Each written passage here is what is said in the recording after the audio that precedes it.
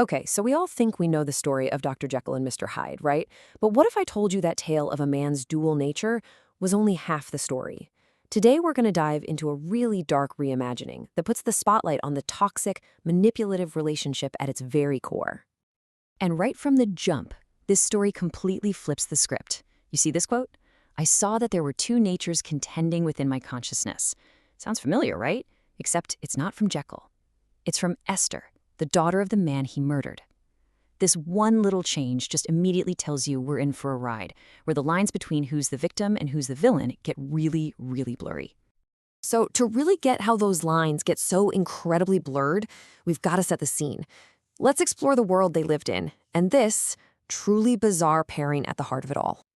And here it is, the premise that just makes your jaw drop. We're in 1880s London. Esther, the daughter of a murdered vicar, gets engaged to the man who killed him. Well, sort of. She gets engaged to his other self, Dr. Henry Jekyll. I mean, can you imagine? A relationship literally built on a foundation of murder and secrets? Now, this is not the picture-perfect Victorian London you see in the movies. The city itself is basically a character in this story. It's this massive, sprawling place with 4 million people, but it's completely divided, socially and geographically. It's being torn apart by economic depression, disease outbreaks are rampant, and those foggy, lamplit nights, they were the perfect cover for someone like Mr. Hyde to do his worst and for everyone's secrets to stay buried. And get this, Jekyll's own house is the perfect metaphor for his fractured mind. On one side, you've got this respectable, wealthy-looking home that shows off his public image. But then attached to it, you have this sinister, neglected laboratory that just reeks of decay. That's where all the diabolical stuff happens. They're two separate buildings, linked together but facing different streets. It's a literal, physical representation of his double life. So that external split was, of course, just a mirror of what was going on inside him. Let's really dig into the tormented mind of the man at the center of this whole mess. You know, Dr. Jekyll isn't just dabbling in some science experiment here. He is a full-blown addict. He's completely hooked on the potion that transforms him, always desperate to escape into what the book calls Mr. Hyde's madness rifts. He's just trapped in this horrible cycle, primal rage as Hyde, and then crippling fear and remorse as Jekyll. And you can just feel his desperation. He's asking himself, by what means could I change what I have become? He pictures himself building this ladder to get back to being good, but every time, Hyde, this crazy fiend as he calls him, comes hurtling down again and broke his head. In his own mind, there's just no way out. And Hyde's violence, it's not just some abstract idea.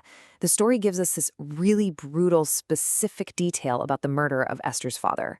The cane he used is described as a shillelagh, which is basically a thick, heavy wooden club. It's a small detail, but man, it makes the violence feel terrifyingly real and ties it right into the constant threat of brutality on London streets.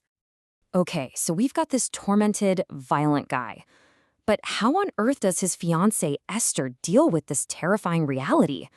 Well, as we're about to see, she is anything but a bystander in all of this. So who is this woman who gets engaged to the guy who murdered her dad? Well, Esther is painted as the sophisticated, beautiful, and very clever woman. She is a writer, living in the fancy Mayfair district. But here's the kicker. She knew about Jekyll's experiments. And even more suspicious, she never really questioned the details of her father's death. She's a calculating person who knows exactly how to use her charm as a weapon. Their whole relationship is just dripping with hypocrisy. Jekyll only ever visits her in the middle of the night, their entire affair shrouded in secrecy. And Esther, she is totally complicit in this. She accepts his double life as, like, a term and condition of their engagement. And let me tell you, she is not some timid Victorian lady. During a massive argument, she just cuts right through him, saying, "You have a weak mind. There is no place here for your sorcery." Whoa. She is not afraid to confront his darkness at all, and she shows a kind of strength and sharpness that totally rivals his own.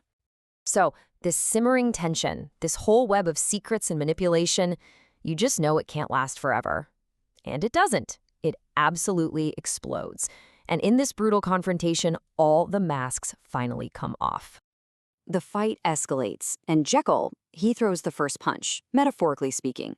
He accuses her straight up, If you are honest with yourself, you'll admit that you've led me into an unrighteous agreement.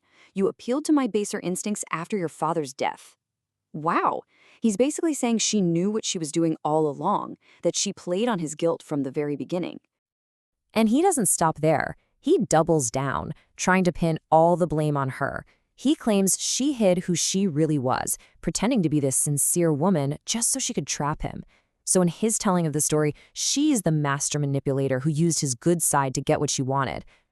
But oh, Esther gives as good as she gets. She takes his words and throws them right back in his face.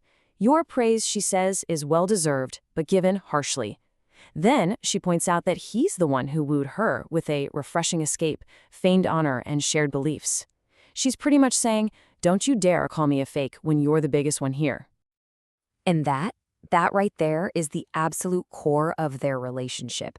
It's not love, it's not even passion, it's just mutual deceit. A carefully built web where both of them were playing the other one for their own selfish reasons. So, after that brutal honesty session, there's no going back. The relationship just completely falls apart, leaving nothing but wreckage behind. And the end comes fast. First, Jekyll just announces he's leaving for Europe to continue his work. Doesn't even ask her.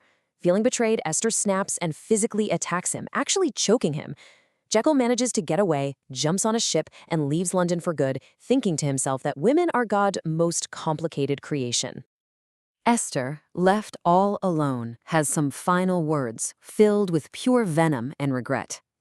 I've been a fool, she says, but you are the poison of the worst kind. My sole consolation remains that one day you will get what you deserve. It's not just regret. It's a curse. It's the bitter last cry of a woman who played a dangerous game and lost. And yeah, there's no neat little bow to tie this story up. Nobody wins. The story just ends with both of them trapped by their own lies and manipulations. Jekyll is on the run from his own nature, and Esther is left with the ashes of her grand plan. Which leaves us with one final haunting question. Jekyll, sure, he gave birth to the monster Hyde, but Esther, she knowingly danced with that devil, pulling his strings for her own benefit.